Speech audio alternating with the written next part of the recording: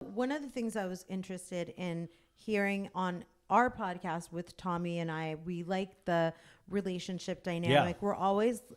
I am hungry to understand, not just because the topic apropos of a long-term relationship going awry, but because I was wondering if you were open to sharing some of your experiences during your marriage, how it ended. Can we get into like things that I'm specifically interested in is like, how did you, if ever, when you talk to us about this, can you include things that we can do when you are in a relationship? How do you keep it afloat when you see challenges that life brings? Whether, you know, it's a cautionary tale or from personal experience, like just talk to us a little bit about your marriage and the demise and after and all of that. Yeah. Well, the demise, I met this girl named Raquel and we started talking and she was just special. She just made me feel like a man. I felt sexy and desired. She heard you on a popular podcast. Listen, it's one of those things. It's like you never go into a marriage, or at least I know we didn't, thinking that it would ever end. So that was just not even on the table. But there were things even going into the marriage that it was like, you know, red flags. I mean, I'm sure on both sides. And my issue was that I would never stand up for myself. It kind of goes back to an insecurity thing that is a common theme in my life, where I'd be like, I just accept this behavior. I don't put my foot down. I don't like, it is what it is. And I thought, I remember going out to dinner with a couple of my guy friends, and this was before we were separated or anything. And they were talking about their marriages and stuff. And I was like, yeah, but at the end of the day, you're scared of your wife, right? And he was like, wait, he's like, I mean, I don't want to upset my wife, but I'm not scared of her. And I go, oh, okay. Yeah, me neither. But I was scared of my wife. I was scared of upsetting her. It would be like, oh, you know, I mean, I have so many insane stories of things that I would do, just try not to upset her because I didn't want to appease, you know, just to try to keep things calm. And then you would just go, it would be like just classic, like, you know, calm, huge blow up, you know, she's leaving, please don't leave, come back. And, you know, and at the time she wouldn't go into therapy and all that stuff. Like we started therapy way too late. I mean, but also I think the big thing is, and what I will take in this for the rest of my life is stand up or just communicate with how you actually feel. Communicate what isn't acceptable to you. Yeah. Like you're your own person, and I'd never thought of myself as my own person. So there are things that I just couldn't take. My sensitivity couldn't take. And so to put yourself in that situation day in and day out, you're setting yourself up for failure. And you've never set any kind of boundaries. So this person will continue to do that. And they also know it gets a reaction out of you. So they're like then going, well, that is a form of attention that I'm getting. Yep. Also, there was like a thing of like when you're trying to chase a dream, you know, not podcasting, but acting, and you're really busting your ass and stuff. That dream, you know, is really hard when you do not have a stable environment at home. Or support. Yeah, because, you know, you'll say, oh, I support you. But then when it comes down to it, it's like, why aren't you home? Why aren't you like, you know, there's a lot of things that you don't think about when you get into a relationship, especially when you're doing something in the arts but this goes for anybody. But yeah, like there were just, you knew the issues. There were so many times. I mean, I remember the first month of our marriage, like something it was just insane where I was like, is this done? And then she would be able to snap out of it immediately. Be like, I'm done. I love you. Let's make brownies. For me, it's sitting there for weeks, years. Like I'm just like, oh my, I feel like I've been hit with a ton of bricks. And I'm not saying she's in the wrong, but I'm just saying the way we communicated and the way we came at things, there was like a deep love. And I will always love this person. Like this person will always be a part of my life. And you don't just throw any of that away. Like regardless, I care about her family. I care about, you know, I talked to her briefly right before I got here because some family stuff is going down and we've gotten to that place, but there is, there still will always be anger. There'll still be things that confuse me. I'll get angry thinking about things that I went through or moments that I was so weak where I'm like, I can't believe this person let me beg, or I can't believe, and I have to try to get rid of that anger, but it's anger towards me that I'm like, wow, why did I let myself do these things or be so affected? Because I thought I was dying.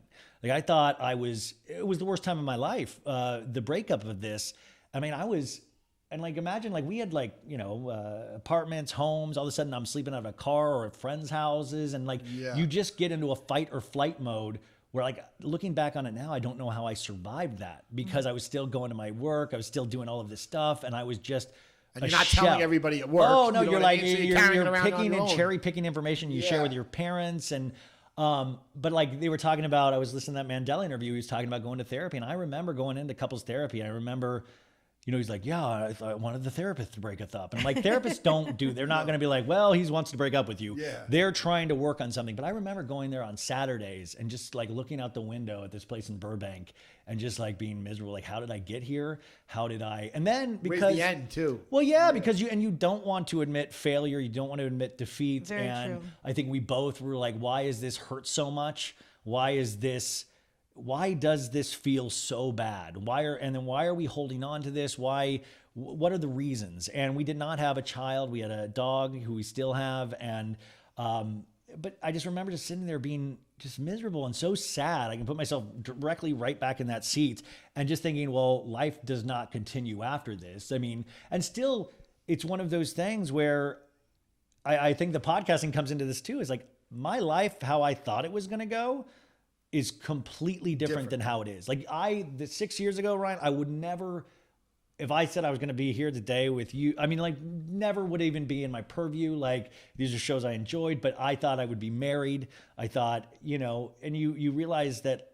So when all of this happened, I was like, I don't know where my life goes from here. Mm-hmm. I don't know. And how do I have to reintroduce myself to other women and I never was a dater to begin with. Like I was a long-term relationship guy. And I'm a divorce guy. Now I'm a divorce guy. So that was the thing. I kept saying to my friends, how would anybody ever believe me if I get married again, standing up in front of my friends saying till death do us part? Yeah. How will anybody ever trust my word again? Yeah. Because I wasn't lying that day. Mm-hmm. But then I realized, I still struggle with that. I'm like, how would anybody believe anything that I say? Like, how would anything, if I couldn't make that? And it's like this weird hurdle that I still will haunt you. And you'll think about those moments when, you have those relationship moments where you're like, we'll always be here for each other. The same thing. Well, yeah. And you think of those moments that are so personal, that are so, of just like, we'll always be together. When you're so in love with somebody and you're just like, wow, those weren't lies. But now looking back on it, everything is so different and your feelings have changed. To be in a 10-year relationship and then have to explain to people on a dating, like apps didn't even really exist. I mean, they did, but it was like Match.com or something. Yeah. Right. And then you're like, how do I then get into that conversation? Or because you're ashamed. A lot of them got there that way. Oh, totally. And you realize it's not that big of an issue as you thought it was, but I was already nervous. Everybody has a story at that point. And what I thought was a weakness, some people would find as a strength of like, oh, you were able to stay committed for 10 years? Like people thought there was like a record or something like that, It is. Oh yeah, because the person that they were with, that's why they broke up. He was cheating every fucking week. Yeah, no. Well, that's the other thing too, is that you realize how, well, that's that's the thing that would make you sad. And even talking to women in my audience, you realize at a certain age, they've been really so betrayed and hurt and treated like crap from certain men that they really have, it's really weird. You do hear about that disappointment, or, even when I've not been able to commit in certain dating relationships before that. And you're like, oh, they don't truly understand where you're coming from because you're not trying to be a jerk, but they're just like, oh, another one. Yeah. Another, you sense that the weariness of it. And you're like, oh, I don't want to.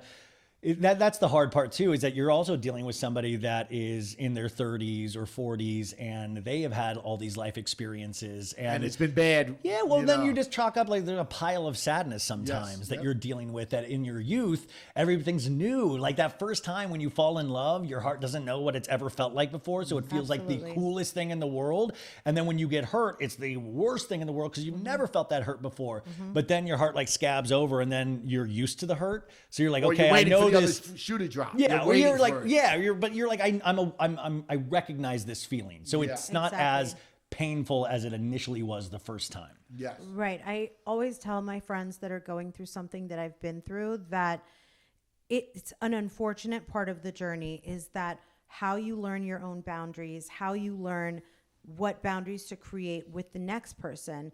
But yes, the damage is done. Like after that first love, then I'm very lucky that our first love was not abusive. It was very innocent, puppy love, idyllic. But I'm also interested in knowing when you find yourself back out there.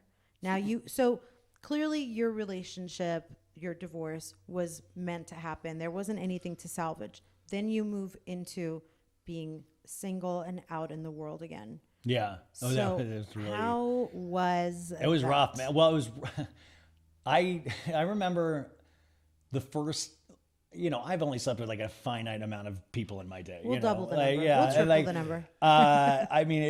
It's not that many people. So I remember in Arizona, I was with a bunch of friends at a music festival down there. It was a blast, but I wasn't out there trying to like pick up women or something. But one of the girls there, really pretty. And the second day of the festival, my friend was like, "Hey, she, cute, huh?" She said, "You were." I'm like, "Really?" And I didn't even know what to do with that information. Like, I don't know. I don't have like a rap or like a mojo thing. Like, I'm just like, well, I didn't have a rap at all. Like, I was like, what? And then.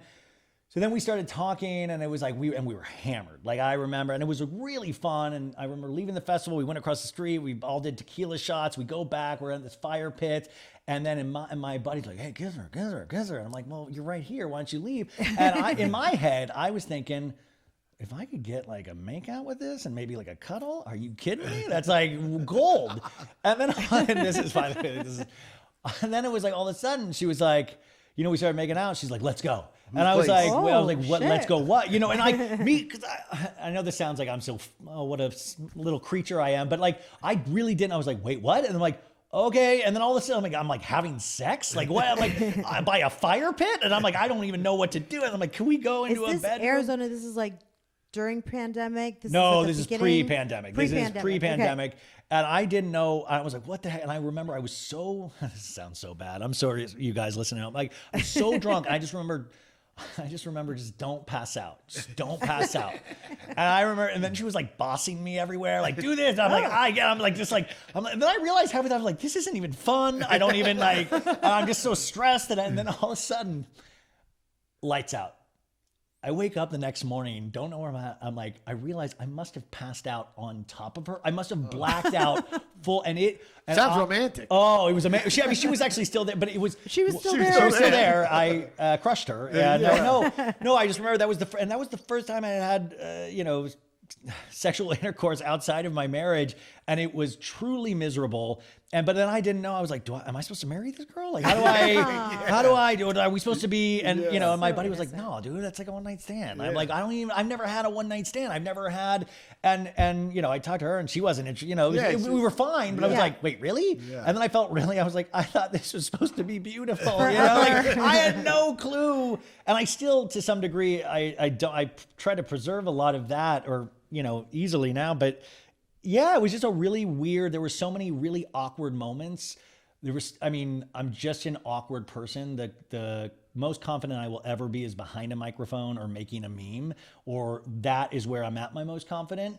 But I sometimes have two left feet in a lot of the other daily aspects of my life. So that's why pandemic was like sort of nice. I had a friend I hung out with the whole time, and I just worked on the podcast, and I'd already moved most of my life online anyways before the pandemic. Like that's where I was communicating with people anyways, and I just watched TV. But yeah, I've been in that's your natural talent. That's where you're putting stuff that is like you're meant to do, and people are meant to listen and consume and laugh, and you are helping enrich other people's lives. Like the old joke that I think you have an advantage now too. You're like a good dating candidate. You love reality television. You don't like sports. But girls in your wheelhouse. No, girls say that, but the reality of that situation isn't that great either. I think girls do like the guys that are not exactly. They say it'd be so nice to have somebody to watch reality television with. I'm like, yeah, I can do that with like girls say that, but then the reality of that is they like a guy that's a little more into their thing as well.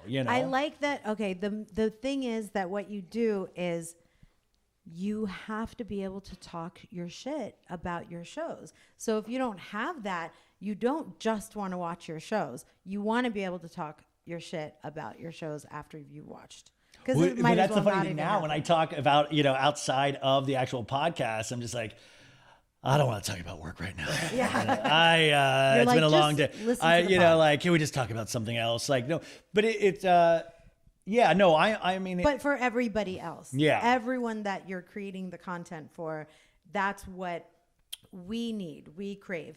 And I have my few friends that I will call specifically because we'll be like, did you see? Did you watch it yet? Yeah. Oh my God, you haven't watched it yet? Oh my God, I really only called you to, I mean, yeah, you're okay. As long as you're fine and nothing's bad happened, like call me when you have. Yeah, no, anything that happens now, reality or Bravo or pop culture related, my phone blows up like nothing else. And like, it really is wild to see. And that, I mean, I remember you said like, wow, it'd be so cool if like 4 people wanted to talk to me about this stuff, or I got to, and it's like, it's so I can talk to anybody right now. I have a huge audience that will want to talk about this stuff with me. And that, you know, you talk about relationships, or, you know, I think the relationship, like you said, with your audience, there is like a marriage element to it of like, I owe my audience this.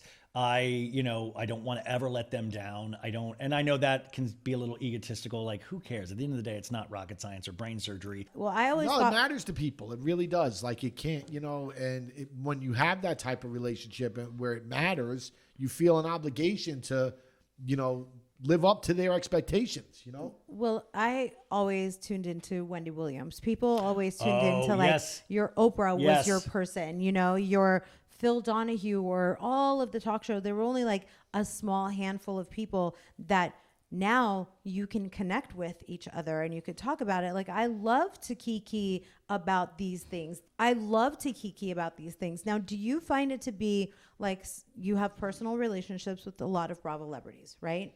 So I'm very curious to know this. Okay. When you make a meme, I'm going to use the Erica Jane example again. Do you think to yourself, what happens if you run into her in the lobby of the Gansevoort at BravoCon 2022? Perfect example. Like, because you pull no punches and you say the things that people aren't going to hear or see anywhere else. But, you know, you and I are around in close proximity in personal relationships with a lot of Bravo celebrities. So how do you navigate between things that are the truth that everybody wants to hear and what you like are going to have consequences for? Like, how do you do that? I do it very poorly. I mean, I will say, no, because listen, a lot of these times you like to keep them as reality television people and not people that you know in real life. You know, I think that's exciting at first. And I do want to interview these people. I think they sometimes have a fascinating story to tell, sometimes not so much at all. And you're not going to find out anything in a 20-minute interview that can be interesting.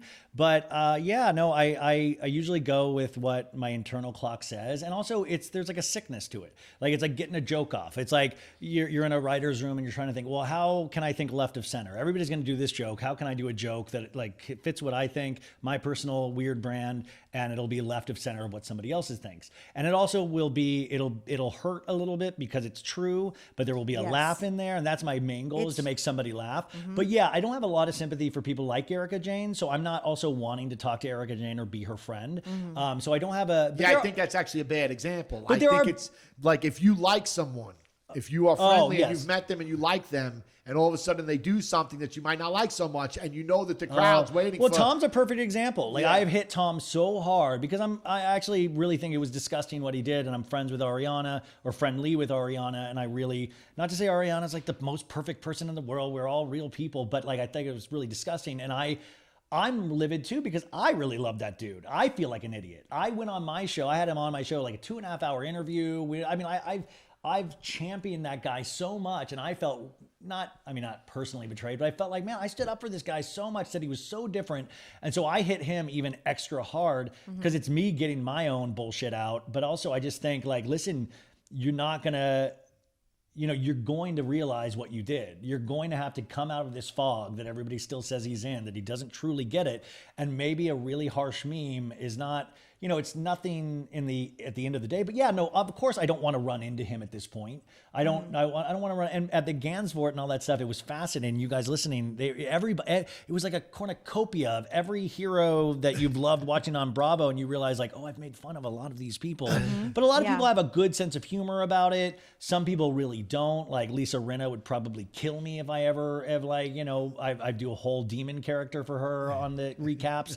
But it's like, I'm not looking to be friends with them. I'm not, you know, I always think like people like Jeff Lewis, who I love, like those are the people I want to know and really, like, those are the people I admire. Like I said, I'm a Stern guy. Like Jeff Lewis to me is like a very different kind of Stern. Like those are the people that I want to meet and learn from. I don't want to learn from a lot of the Bravo celebrities. I want to be able to comment on their behavior. And some of these people really are cool and they do romance you in this way. Like Kyle Cook from Summer House. I love that dude. He's like a fun guy to drink with and stuff. But like I've said some things to Kyle that I know he has not appreciated. I've said some things to Amanda Batula from Summer House that she's reached out to me about. Oh, but so can you share a DM that you've gotten from somebody that you didn't expect to get after maybe you made commentary? Yeah, I mean, this is like a couple seasons ago on Summer House, but there was like this got with Lindsay, this girl, and they have a relationship. They're getting married. We know. But at the reunion, there was this off-camera scene that they had on camera where Amanda was like, Lindsay's kind of ruined him, you know, and it's like, he works for us, Carl does.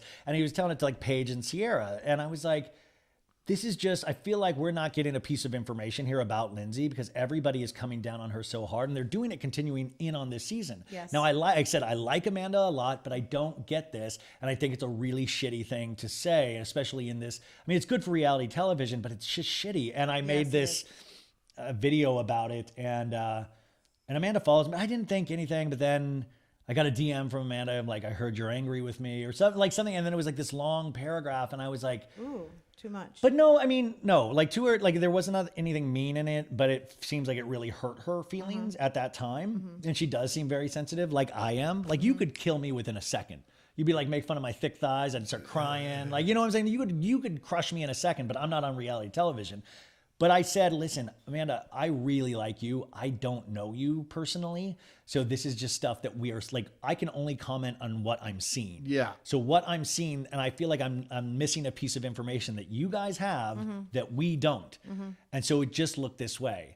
And I always say, like, you know, even Schwartz DM'd me last week after his Watch What Happens Live appearance, and I had made a meme of Jerry Maguire, the agent, you know, where it was like, great appearance, bud. Love that you compared Raquel to heroin. Great job. Like, it was this, like, it was a really silly, he DM'd me, he goes, the first thing I open my phone and I see this. And I'm like, dude, what was that? Are you even okay? Yeah. And he's like, fever dream. Like, of course I don't want to hurt these people's feelings. Like, of course. You're doing your job too. I mean, like the common thing is to call me a troll, I guess, but the discourse is much different. See, I see it completely different. I think the broader point is that you've made a dent.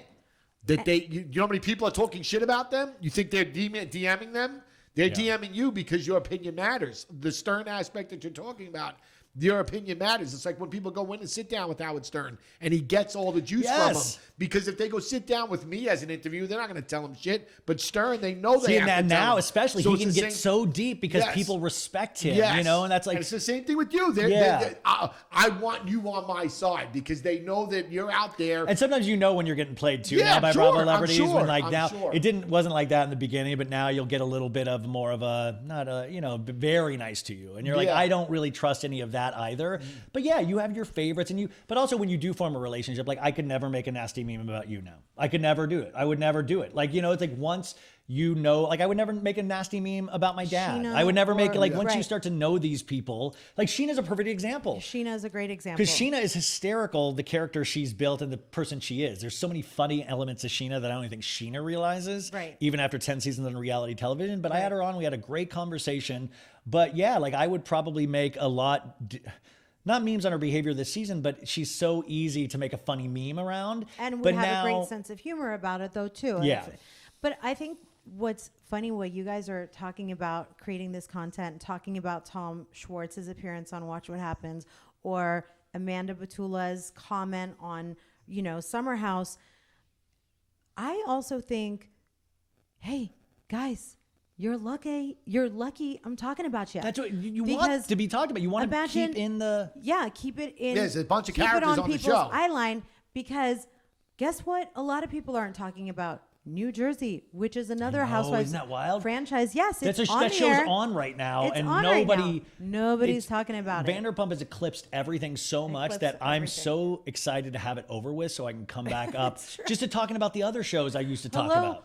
But that's why this whole thing. Oh yeah, Below Deck's out now. Below Deck just premiered, and I was like, okay. But this whole thing, they all got to be thanking Scandoval.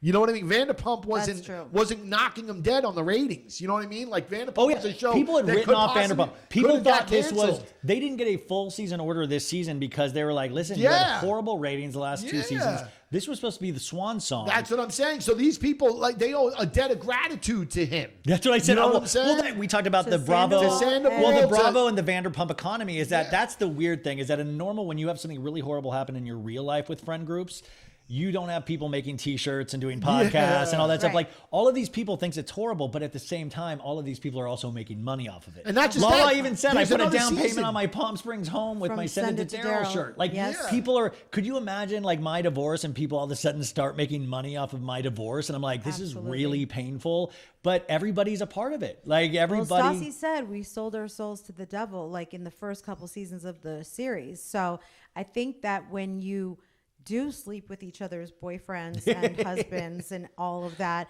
it does come at a price, but then the price is, international season 11 success. Well, now, I mean, they're going to have another season, but For anytime these shows really succeed is when there's really intense pain involved for somebody. Even if you go to Beverly Hills, that season 2 seasons ago, when you had the Tom Girardi stuff come out, I mean, we had never seen anything like that. So Beverly Hills had been just kind of like a Michael Bay Transformers movie, really good costumes, shiny, all that stuff. Not really any kind of substance. You throw this into there, and all of a sudden these fake people are having to like deal with real situations, and you're like, I've never seen TV like this. What do you mean? Jen Shah, SWAT showed up. You know what I mean? During filming. Like, what? Well, okay, that's another one. Heather Gay. Heather Gay, I used to love Heather Gay. Right. I was honest about Heather Gay when I really didn't like her anymore. She unfollowed. I mean, like, people will have their, but I'm going to say what I think about when I see it, you know? People are thinking and aren't necessarily calling the girlfriend on the phone and even thinking of the things that you say. And then we'll see what you say. And we're like, oh my God, I didn't think about that. You nailed it.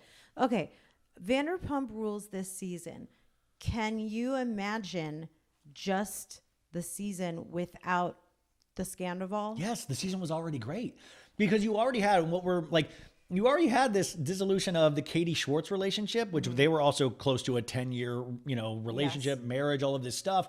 And that was like, for Katie to make the decision to better her life by divorcing Tom, because Tom was such a wussy that he would have never done it. He would have continually get wasted and keep hooking up with women. He would have kept cheating. He would have got wasted and goes, I don't know, it's the alcohol. He would he was drinking so he could cheat because he was so unhappy. He would have never done it though. He would have stayed until the bitter end. So this whole she divorced me doesn't hold a lot of water. No. She did something so strong for herself, and a lot of people have disliked Katie over the seasons. But I think this season was already interesting because it was giving you a different perspective of oh, maybe Katie wasn't maybe he really wasn't that amazing of a husband, not because he's evil, but just because he didn't have the strengths that it took to commit to somebody the way they need to be committed to. So you already had that. You had Lala with Randall breaking up. You had so much good stuff. Yeah, we want to see people get out of a stagnant relationship. So using Katie as an example is that she probably should have done something years ago, and what we had to see was year after year, season after season of her just kind of taking this less than healthy relationship and just year after year, her just kind of getting more and more stifled. So now she finally pulled the plug on a bad marriage that wasn't healthy. And now we are interested in seeing somebody come up, resurface, revamp your life. So it does really give a new life to everybody, which is why we're so happy, Team Ariana, to see her thrive and move on. Yeah, this is the best thing that ever happened to her. I'm hoping Tom cheats on me at some point. Next year the whole show's going to be about her. It is the best thing, but I will say, even speaking to her, but there is a price for that. She is you see her so beautiful, so strong and stuff, but she's really hurting too. Don't get it twisted. Sure. This is doing it this way, the way he did it. It's not just the falling out of love. It's there was so many lies told to her. Talk about the gaslighting, the word that we hate, is that there was she was made to feel like she was going crazy, that she's I'm hearing things, I'm seeing things. No, it's not. There's nothing going on with Raquel.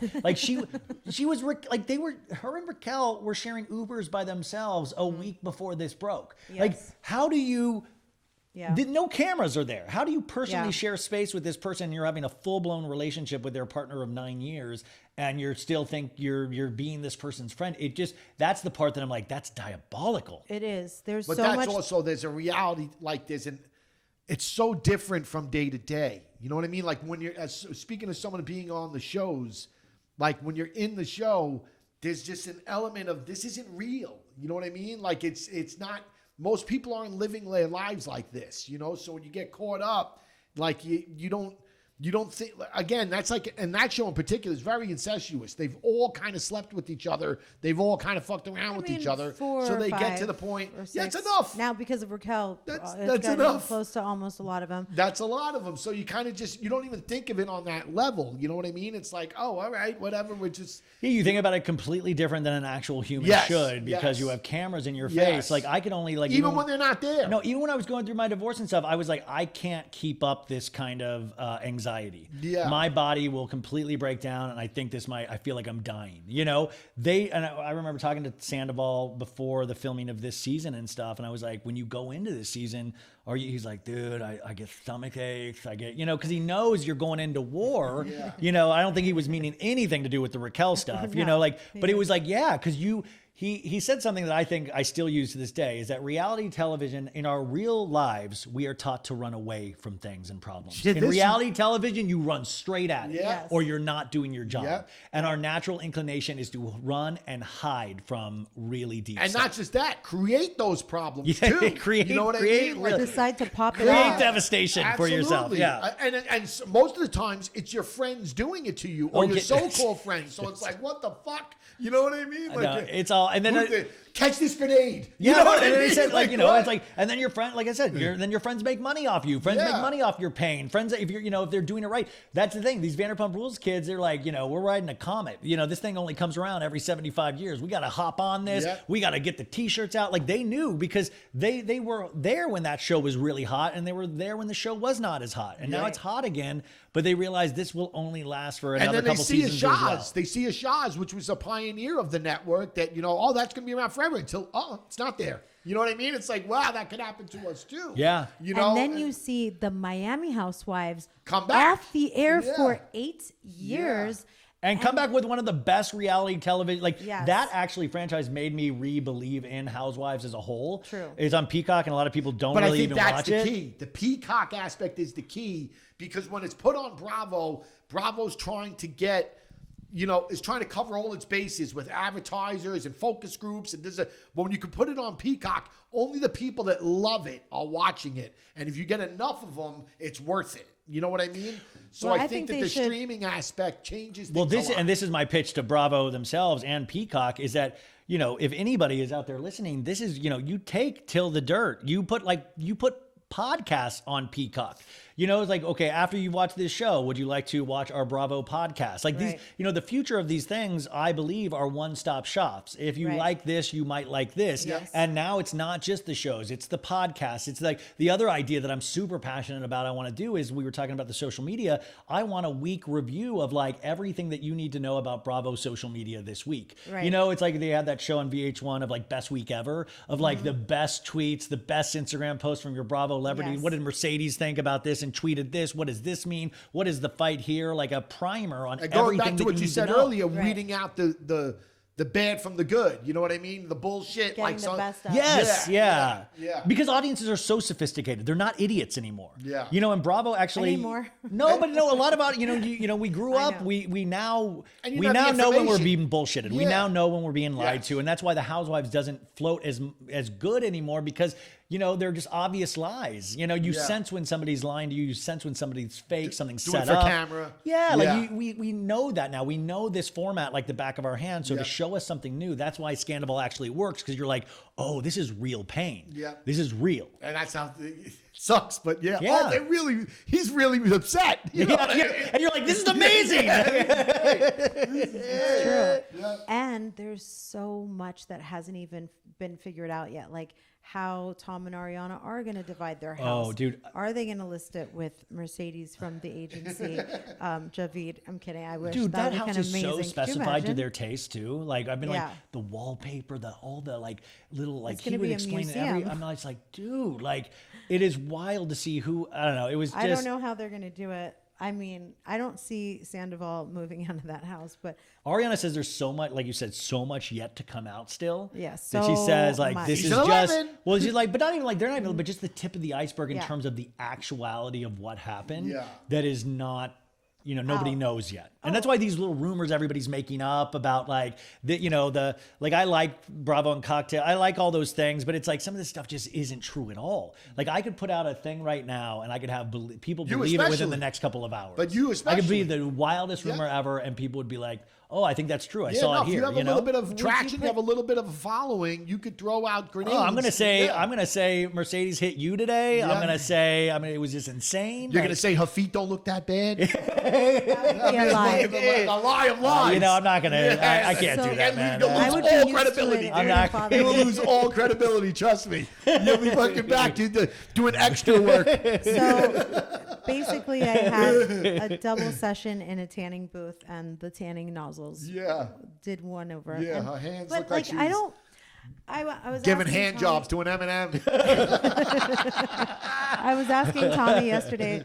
We were driving to his appointment, and he was like just cracking up, and I was like, "What are you laughing at?" And he's like, "Your fingers, your knuckles that are like purple, and then your palms of your hand that are orange, and my feet." Dude, that's my favorite on reunions when you can tell the housewives have gotten tan. Like they're just like leaving like orange marks on the couch and stuff. Yes. It's hysterical. Or like what the hotel bed sheets look like, because at night, and I just wanted to say, so I asked you, I was like, would you rather have a botched spray tan that you could never wash off for the rest of your life, and then in exchange for that, maybe you could like eat as much French fries as you wanted without Hell calories? yeah, I'll do it. Yeah? Hands down. Yeah. Dude, like I can't like I it's like as you get older, I'm putting on weight. I can't stop it. Like I would love to like stop with putting on weight. I'd do a botch tan. I'm not a supermodel. I'm fine with that. And then every time you walk into a Starbucks, or we can't use Starbucks as an example. Anytime you Is walk Ryan into on a room, Ozempic? no. Anytime you walk, I would kill for some back alley Ozempic right now. If anybody out there, Mexico. reach out to me. So bad it's good with Ryan Bailey. Yeah. but anytime you reach out and shake someone's hand, they're gonna look at your orange knuckles and your purple palms, and they're gonna be like, "What the?" Fuck But am I is allowed to that?" explain I can eat as much fries as I want? If Yeah, I can explain that, I have no problem. Be like, yeah, but the trade-off is I can eat as many fries as I want. Okay, They'd so, understand. And every time you're a clerk at the grocery store and the person waiting behind you, I mean, what are you gonna do? Are you gonna explain it to everybody all day, every day? Maybe it's worth it. I mean, sure. I It's mean, like, French already fries. people are probably thinking I'm weird looking. Who knows? Like, I mean, like, of course, whatever I don't care. I would love to eat as many fries as I could. That's like the end goal in life. In closing, I think we should finish where we started, and you never answered, or I don't know if I ever asked you directly, but so who's your Mount Rushmore? Who's Of your the Mount Rushmore Housewives of Bravo? Bravo. And Housewives and Non-housewives. Let's start with the Housewives first. Okay. Housewives and non-housewives. This is such a tough question, but like, of course, you would have to. Nene Leakes. Thank you. I I was literally just thinking. No, it's just like it's like a really, and this Nene, Mount Nene. Rushmore changes all the time. But Nene Leakes, I mean, just because of what it meant. Ramona Singer, because of what she meant at the time. Okay. Not now. I wasn't expecting that one. No, I mean, Okay. because, I would intersperse her with Bethany Frankel or her. I'd have to put somebody from Roni. And she was so insane, Ramona, that she really put it on the map. I do not agree with any of her thoughts, politics, any of that. But like for what she meant at that time. But I would intersperse it with Bethany, but Bethany can't seem to understand if she wants to be a part of Bravo or doesn't want to be a part of Bravo. So if you don't want to respect it, get out. So far, you're 2 for 2 with her, by the way. Hers with Nene and Bethany. Yeah, Nene Bethany, but Bethany really, Yes, she's you're wishy-washy. But that's if we just go by just the show itself, Bethany would be up there over Ramona. Well, Bethany made a ton of money, right? So she made. But what's the point of being a millionaire and then still having to give your opinion on everything? You're like, why do you still need to comment on everything? And then once Bravo's cool again, then you're like, I'm back. But that's what's given her the ability to kind of jump from both sides of the street. Yeah. You know what I mean? Because she's made the money that she has, that she could kind of push it away. If she didn't make that money, she would still be, lapping up all the housewife stuff. I mean, so then you have to go with Housewives. You have to pick somebody from OC, and the obvious choice is Vicky Gunvalson. If you don't put Ramona and you have Bethany, then Vicky goes there, I think. Okay. Because then she's the same kind of crazy white woman that has an intense stare. And then you would have to, I'm trying to think of Beverly Hills. I mean, this is like. No Atlantis? No, Nene. Nene was Atlanta. No. Sorry, guys. Sorry. Yes. Nene was Atlanta. I mean, it's tough though, because then it starts to blend for me. Because Beverly Hills, you would either go Lisa Vanderpump. I mean, Kyle Richards has been there from the beginning, but I don't think Kyle's the most dynamic of characters. Yeah. So I think like Lisa also then spun off with Vanderpump Rules. There's a lot of different ways this could go. And I don't think Notoriety, so I don't think Erica Jane or Lisa Rinna would be on there. But Lisa was one of those early adopters of this, and kind of also was one of the earlier people that did a spinoff on Bravo. So I think that I would put that up there. And then you'd have to put somebody from Potomac, and that's a tough one, but I think it would have to be Giselle, even though I don't personally love Giselle. Okay. But I just think she's an overall amazing representation of somebody that is really funny on their feet, on their toes all the time. And Potomac. No, sorry, I would rather go Karen. Sorry, I'm so sorry. I was surprised. Karen did not come to. You're right, Karen. Yes. You're right. Karen over. So far, I'm team Karen. I was getting nervous. I'm trying to think then what other. And then you got to go Lenny Hochstein from Miami. No, I'm joking. No. Then, I mean, I think that's pretty much, that would be the Mount Rushmore. Tommy, do you remember? Karen Huger. Ryan, that's wild. Bethany. Yes, Nene. I might have chosen Portia. I think Portia. Yeah, I think I chose Portia. Portia Is amazing. Portia is truly amazing. And listen, you can't do like things like Salt Lake on the Mount Rushmore because there are only 3 seasons and stuff. There hasn't been anything. They're known for, if you had to measure it, if it had to be matriculated, it would be based on how many people are quoting you. And to me, and making memes of you. Even to this day, you're making memes with Nene. I don't watch any of the shows, right? Congratulations. But to me, like if you're asking it's like, who do you think of when you hear the name? You know what I mean? Like Giselle is the only person I know on that Potomac show. Yeah. Bethany. You're always seeing like who broke through the Bravo bubble into mainstream. Who do I know from the show? Well, that's what sucks about the shows now, like Salt Lake. Sorry, I know we're wrapping up here. But I will say Atlanta, I think of all the shows, Atlanta has the few, like the other one that was Nene, Portia, and who's the other one? That was the blonde Kim Zolciak. Kim Zolciak. No, right? well, yeah, I mean, yeah, she but no, should be on there. I think the other one that was a beauty queen that.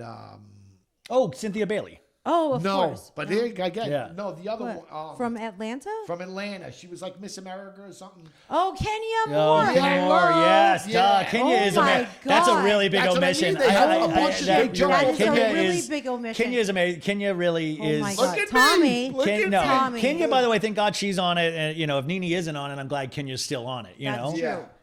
So did you notice on Ultimate Girls Trip, which is one of Bravo's smartest, Peacock's smartest choices? Why aren't they promoting this season that much? I don't understand. It doesn't seem like it's out there as much as it should be. They didn't even get invited to watch What Happens Live until like a couple of weeks later. I don't understand why they're not pushing it harder. I don't know, but Bravo PR, I think right now everything's going. Yeah, they premiered before Scandoval, and Bravo was not promoting Peacock. And like even interview-wise, I wasn't getting like opportunities to interview them. It was really weird. And I remember that when Reza went there's a court case going on amongst that. I remember when I think sometimes that happens. I remember that's not it. I remember when Reza went to New York with the cast of Traitors that he also didn't do the Bravo stuff.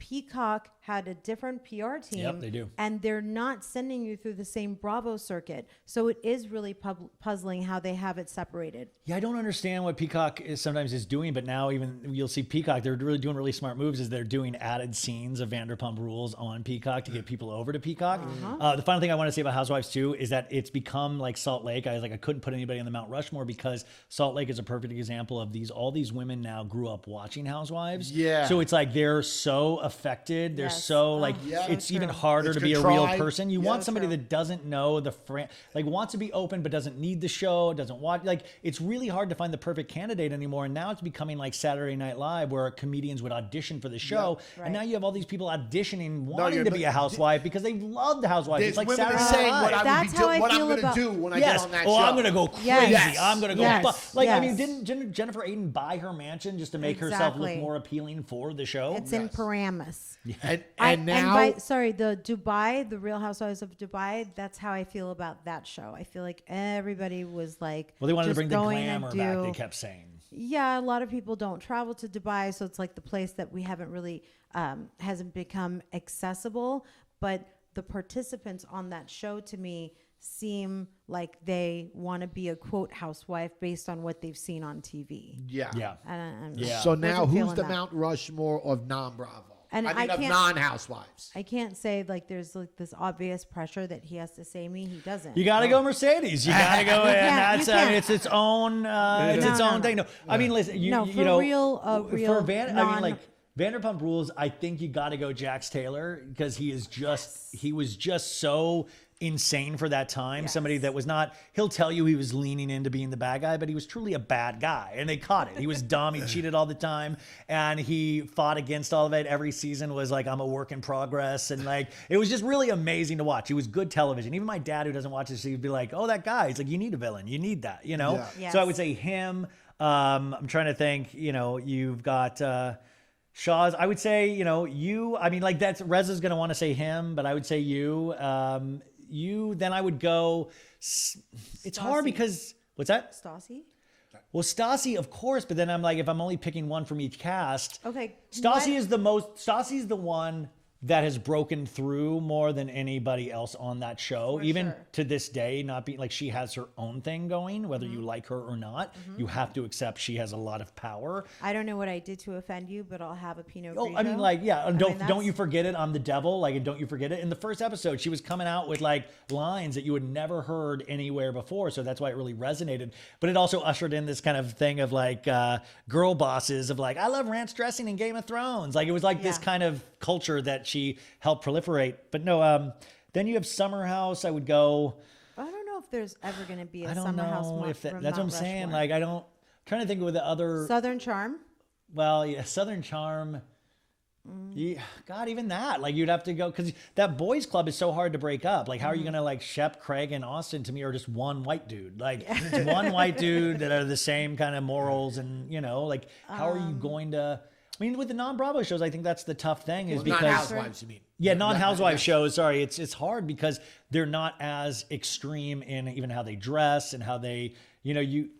More too normal for you? Not maybe? normal. I mean, it's definitely still bizarre, but it's hard because, but it's because there's so many people that are just on the bubble. Like any given season, I could be like, oh, maybe you could throw Sheena up there. Like, you know, come on, she has It's All Happening tattooed on her arm. Like, there's so many Yes. iconic moments from these shows that it would be I think really that's hard. a good way of putting it. That from year to year, that focal point could be the microscope could be on that one person. So that like season 4 was Mike Shoehead. You know Yeah, what I mean? exactly, Season yeah. 6 was Yes. Shep. You know what I mean? think, and Or- so that's why it's hard because there's not a clear sometimes star. It's a good point. You know, and that's why even when Stassi was still on the show and she wasn't even working at Sir, it felt very disingenuous because I'm like, there's really not. It's hard to keep you in this show or tethered to the show because your life is so moved beyond Beyond this. it. in I'm some gonna ways. I'm gonna go out. I'm gonna go ahead and say James Kennedy should be on the Mount Rushmore. He's the new Jax. He to is me, he's a amazing. cleaner version of. He's like Jax 2.0 with a British accent in a lot of ways. Yes. Because this dude, like, you know, it's so brilliant. He's like, how dare you with Raquel, my ex-fiance? How Yeah. dare you make out with her? And he's doing it right in front of his new girlfriend. He's so bothered. He's so I'm bothered. like, how does she feel about you being so bothered about your Just ex-fiance? look right all at the her, time? and you see exactly what she Oh, feels. The look on her face says everything. And she seems like sort of smart, but he's so entertaining to watch. He's so fun. He would like, I would hate to, he would fat shame the shit out of me if I ever met you, fat fuck. No, he he does. That's wouldn't. all he does every episode is like, No, he he's wouldn't. fat, oh fat man, hey fat man. But you know what's funny is that the way he like crawled on the stage during the reunion when when Stassi came back, and the way he made fun of her was just funny. No, he was the way he calling says out things. Stassi for calling Bravo and begging for her job back because she had quit the show, moved to New York. No. The first time she quit the show, moved to New York, had some boyfriend. They broke up, and then she kind of went back with her tail between her legs and asked Bravo for her job back. Gotcha. When she came back, she was still trying to have like this holier than thou attitude toward the rest of the cast, and then James Kennedy calls her out by crawling on the floor so quickly. It was so skinny. It was so easy for him to like, like, oh, can I have my job back? And it was like, oh my God, James, that's why you're on the Mount Rushmore, because he says these things and he's really, really fast. There's certain people that are born for talking heads. I always say they give good talking head because it's like they just know the funniest thing to say. Like, these probably people aren't really great to know in your real life. You know, that's what I'm saying. Like, they speak in talking head. They speak in like, whoa, did he just say that? Or did she just say that? That is dark. But you sit there and it stays with you. You're like, oh man, DJ it's James a t-shirt. Kennedy. Yes. That's what you're trying to get. You're trying to get t-shirts out of talking. I don't mean literally, but you know, a quick snapshot where like you're going to use that as a tweet. You're going to use that that's as why a Erica hashtag. Jane never really, I was never really affected by Erica Jane even before all the scandal, because it just felt like always somebody was writing her talking heads. She would have props. She would have a champagne like, what's going on? I'm Erica Jane. You know, it'd be like, she's like, I'm getting so much dick. Like, and it was just like, dude, I don't even believe, like last season she was talking about that. I'm like, we don't even see a shadowy figure. Like if I could see even a male gentleman caller come to your door, I'd believe it. Like, never believe the person that's saying that they're getting so much action, you know? Yeah, I totally get that. All right, you guys, I love how long we've been keeping. Yeah, man, thank you so much. This was what a dream for me. Great. It was great having you, man. We really appreciate you coming. I'm sure this won't be the last time either. I hope so, and I hope you guys will come on mine too. We just do it over StreamYard and stuff, so you don't even have to travel. But if he wants to come, we'll come. Yeah. The least we could do, you came to us, we'll come to you. No, I mean, it would be, and because I even had today, I was talking to Sandra, who works with me, and she was like, make sure you ask them finally to come on your show. And I go, it's hard. Like, every time I see Mercedes, I say, I'm nervous to ask you. 100%. We would be so down. I think that at this point, we need to decide, should we lay down the groundwork? Should we recap a reunion episode together? I would love to see him watch Vanderpump Rules. If you don't watch it, then watch this one episode and just your thoughts, just what you see. Well, we have a new pod coming out. It's like Howie Mandel. He does no preparation. You don't even have to. Just give us your base thoughts from what you see. The new pod that we have coming out is Reality Wife, Happy Life, and that's basically the synopsis of what it is, where she's going to tell me what happened on the show. Shout out I'm to not going Fivez. to watch the episode. She's just going to tell me what happened and then kind of get my interpretation of what happened. But for you, I would watch an episode of something. It's like 43 minutes of your life. You'll never get it back, but it's going to be fine. I used to watch them. When I first met her, when we were in that nesting phase, I used to watch them, but then it's... I look at that nesting phase, which means he was like, yeah, babe, I love this show. Yeah, I love it. Great. I would watch Mets games. Yeah. He would watch reality TV. But then now we're too busy. But I get why you're here and why you're in the spot you are, because it gets to a point that it consumes what you got going on. You know what I mean? So I had to rip the Band-Aid off and I stopped. Like, but I still get, I still hear it. You know what I mean? It still seeps into my life. I'll have to watch like a scripted television show or a movie because I'm just like, I need to get away from reality. And you'll be like, oh, this is amazing. Wow. You're like, oh my God, look at these people. They're not real. I love it. It's so true. Well, I never imagined that when we did finally sit down together, that the three of us, what direction it was going to go in. It was very VPR heavy, which makes me think we definitely have to have another visit here with you guys, with you, Ryan.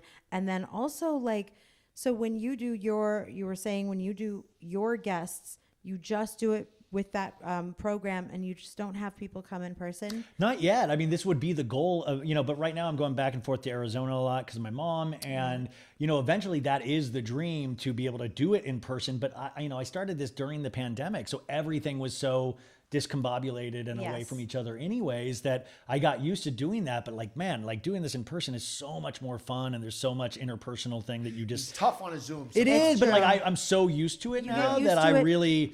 I'm fine with it. Sometimes I feel bad for the guests because it's so much more fun to be in person. Right. But that's eventually the goal when I have a timetable for things that are actually happening in my life, where I can be like, okay, now I can really plant roots back in Los Angeles and really move my life to whatever is going to happen next. Do you have anything you want to plug on the way out? Do you have anything you want to just So Bad It's Good with Ryan Bailey. Just subscribe, rate this. By the way, this is the most important thing for people listening that people forget about doing, and especially I think for you guys, because people think, oh, you guys are celebrities in a sense. But rate this podcast 5 stars on Apple Podcasts and Spotify. It is the freest, easiest thing that you can do. You don't have to pay $1 for it. And I say this for any podcast, just do that. And if you don't like this, just move on. There's something for everybody, but like just rate it 5 stars. It helps in placement on Apple Podcasts, especially because you want new people to discover this show.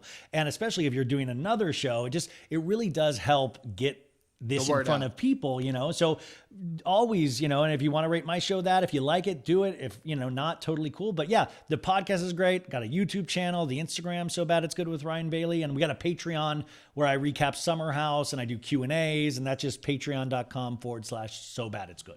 Well, thank you again, Ryan. We really appreciate having you. Hello, as a mom, I want to thank you for being such a good son and taking such good care and time going back and forth to Arizona, and we wish her well. She's going to be in our prayers and sending all the healing prayers possible for you. And it's anytime someone's going through something difficult, it's not the thing, it's the support and the love and the comfort that you have around you, which is the most important. No, it's overpowering how and my parents have been they've been characters on my show. Like that was a Stern thing from I Stole From Him, and I had my parents on from the very beginning, so they know my mom. My mom will come on and watch Vanderpump. My mom is, and they know my parents, and this is just we all go through this, and it doesn't make it any easier, but it's a very interesting, scary, sad time at this moment. But that's, we don't worry, you guys. We don't bum out on the show too much. Don't worry. The show's fun. Yeah. And I don't think that great, very, very well said, man. But I also don't think that's the way we want to exit. You know what I mean? It wasn't in there at all. Like I've been listening. It wasn't. Thank you for being a good son. As a mother, who a lot of people say that your boys leave is what they say. They say that if you want your kids to stay around when they get older, that the girls are the only ones that stay. So I hope that's an exception for my son, and clearly that's an exception with you. Oh, I'm scared that I haven't had a kid yet, because who's going to take care of me? Like, maybe Shamp's going to I need somebody to take. I'm by my mom's side. I'm like, who's going to be by my side? Like some Bravo audience? Are you kidding me? That I'm sure you'll have in droves. Well, they're loyal. The audience is very loyal, and they're true fans. They are the best of any of the fans. The Bravo fans. Yeah. I don't know if you want anybody on the reality TV shows from Bravo to be there to support you, but the fans are great. Well, listen, man, we really do appreciate having you. We appreciate you coming out this way, sitting down with us. It was a great show. We look forward to doing yours, and we look forward to having you back. And until next week. It's an honor. Thank you, guys. We're going to go get ready for Shams' birthday, soiree. I Can't wait to hear about it on the week after this is podcast. I need to see the insane. By the way, that should be a reality show. Is this the birthday party, or a documentary at least? Yes, the very least. I hope so. And thank you, Auntie Ziba and the cousins that for holding down the fort. Are holding it down, yeah. We appreciate you guys, and we'll see you next week. Jinx, you owe me a Coke.